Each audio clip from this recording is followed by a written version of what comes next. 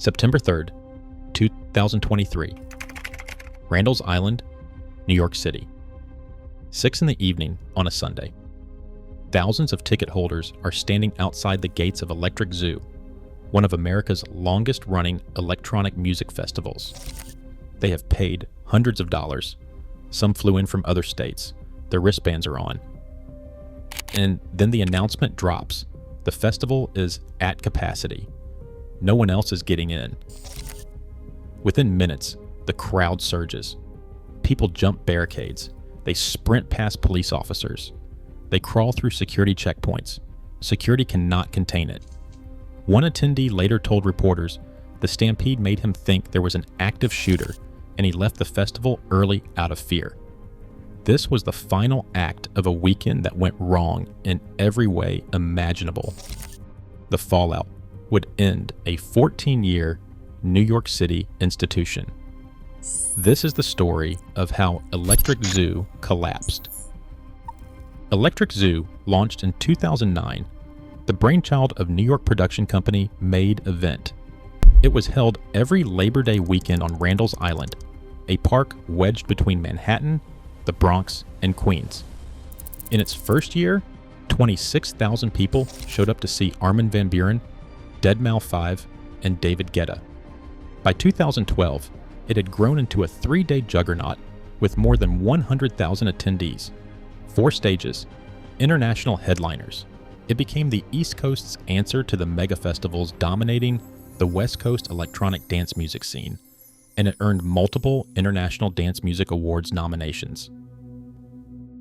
In 2013, 2 attendees died from MDMA-related causes, and the final day was canceled.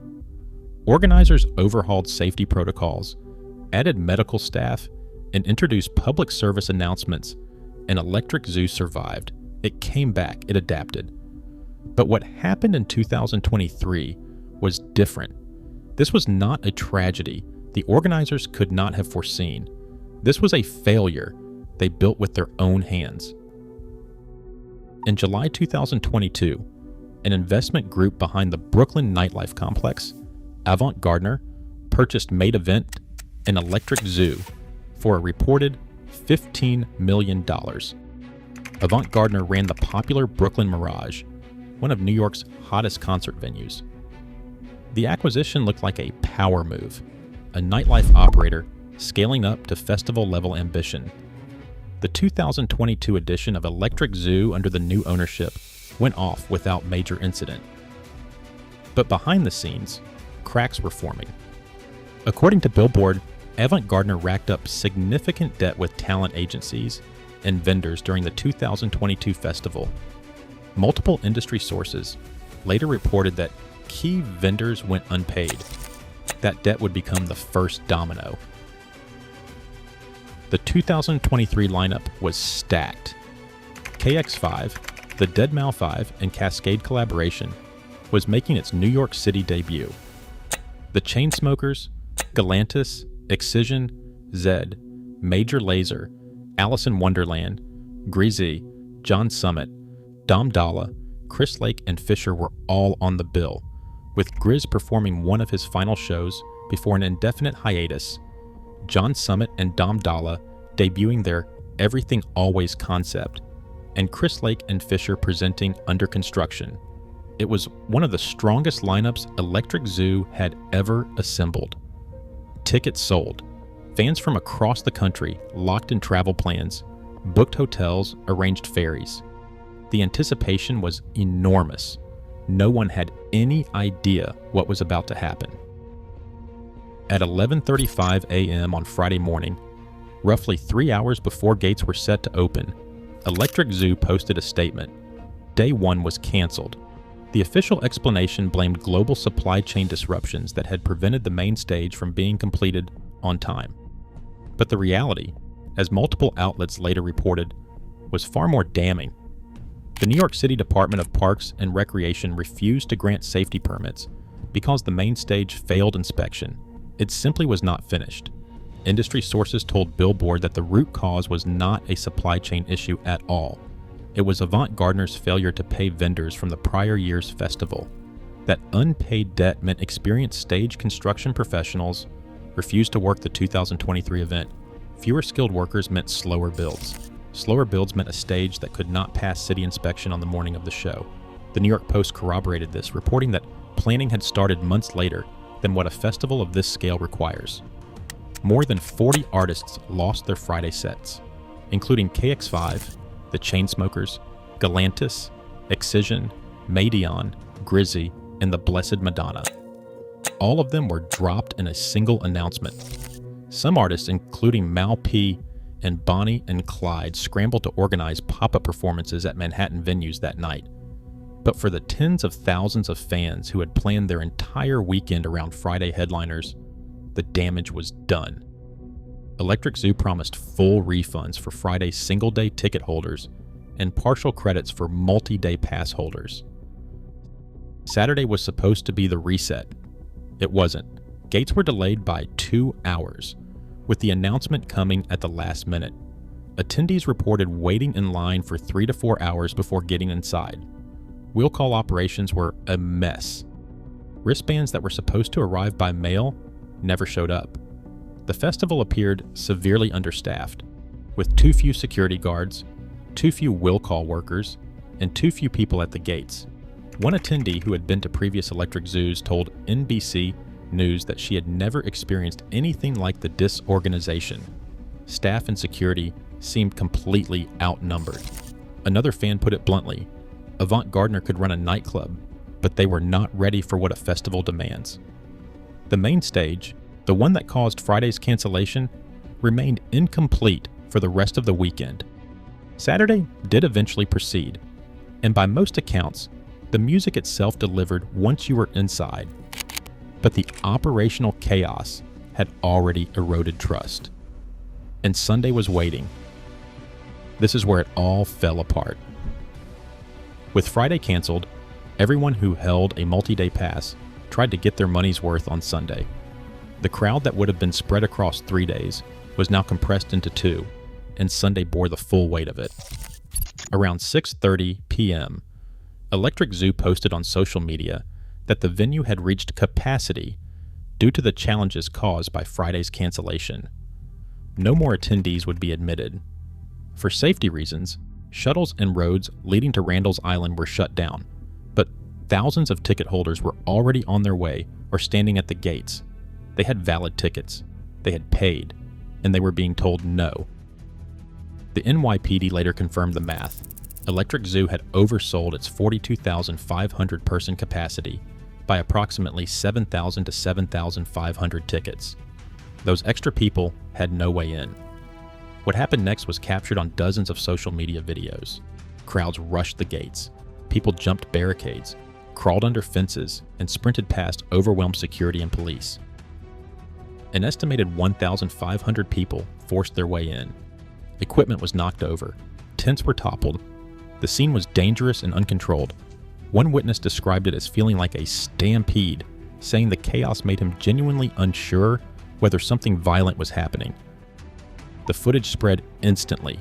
Twitter, Instagram, TikTok, all of it lit up with videos of people crashing gates, lines stretching into the distance, and furious fans filming themselves being turned away from an event they had paid for. The public reaction was brutal. Attendees who could not get in posted about hundreds of dollars in wasted tickets, travel, and accommodations. People who made it inside described understaffing and confusion. The phrase that stuck across coverage and social media was simple: an absolute disaster. Simultaneously, the Burning Man Festival was stranding attendees in the Nevada desert due to flooding that same weekend.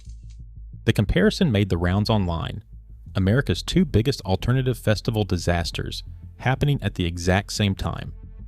The aftermath was swift and severe. New York City Mayor Eric Adams publicly stated that the city would take action against Avant Gardner for its mismanagement.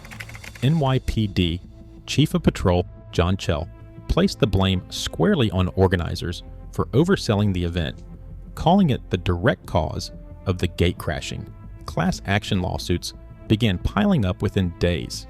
The first was filed on September 13th, calling the weekend a nightmare endured by thousands. A second followed 3 days later, accusing organizers of lying to their guests at every opportunity.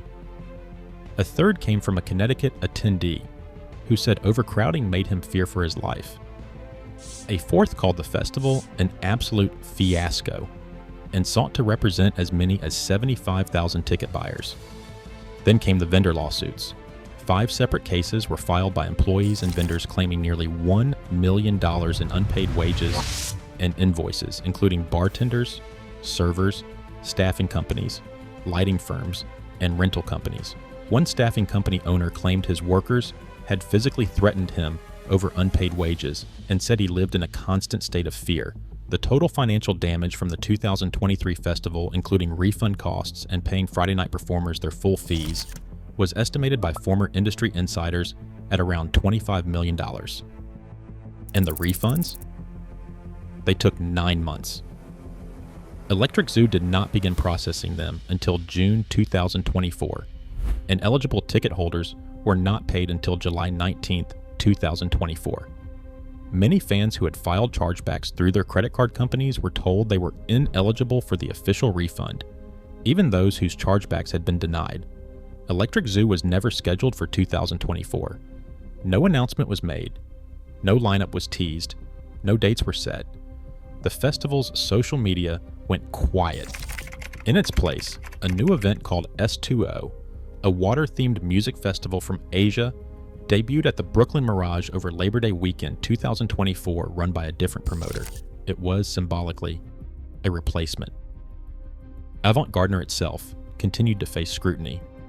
The Brooklyn Mirage underwent renovations, but was unable to secure permits to reopen on time in 2025, forcing the cancellation and relocation of more than a dozen shows.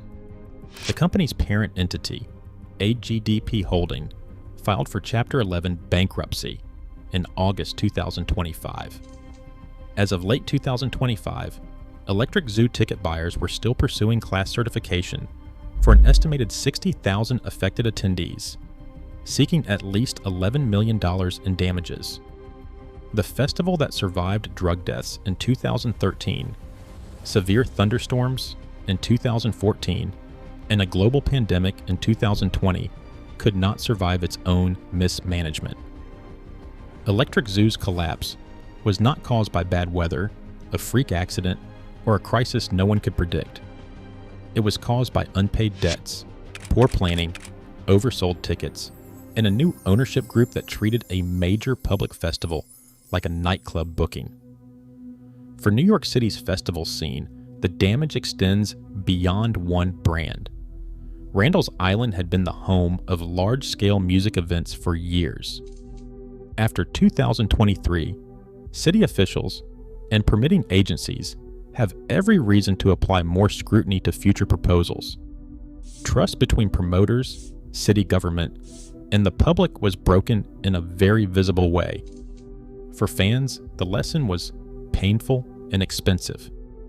The people who lost the most were not executives or promoters.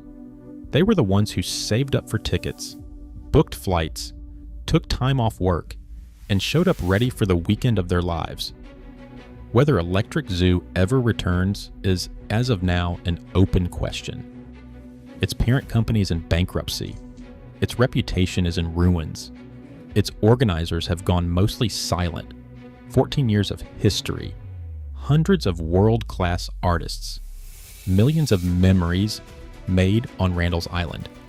And it ended not with a final encore, but with people jumping fences just to hear the music they already paid for.